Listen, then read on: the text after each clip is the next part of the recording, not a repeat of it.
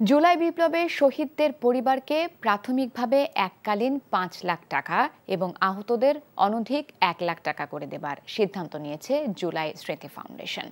সন্ধ্যায় জুলাই স্মৃতি ফাউন্ডেশনের প্রথম সভায় এসব সিদ্ধান্ত গৃহীত হয়েছে। শহীদ পরিবারের সাথে অনুষ্ঠিতব্য স্মরণ সভায় চেক হস্তান্তর করা হবে বলে জানানো হয়েছে। দীর্ঘমেয়াদে শহীদ পরিবার ও আহতদের কল্যাণে মাসিক সহযোগিতা, কর্মসংস্থানের ব্যবস্থা সহ অন্যান্য উদ্যোগ গ্রহণ করা হবে। এছাড়াও সরকারের পক্ষ থেকে স্মৃতি ফাউন্ডেশনে জমা দেয়া ১০০ কোটি টাকা দিয়ে শহীদদের পরিবারকে ক্ষতিপূরণ দেওয়া সম্ভব নয় জানিয়ে দেশবাসী ও ব্যবসায়ীদের এই জুলাই স্মৃতি ফাউন্ডেশনে আর্থিক সহায়তা দেবার আহ্বান জানানো হয়েছে।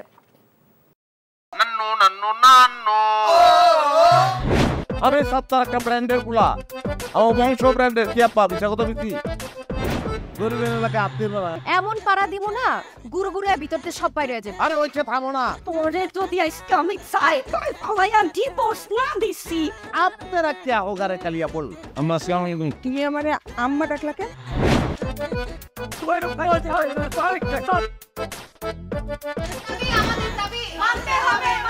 মাগো তুমি গদ্দাল মাইয়া রে কোনদিন স্বামীর মুখ দেখাও না আমার আমি আপনারে আমি দেখে নিব হাতে লাগে বেতারে হাত ছাইরা দাও সোনার চাচারে।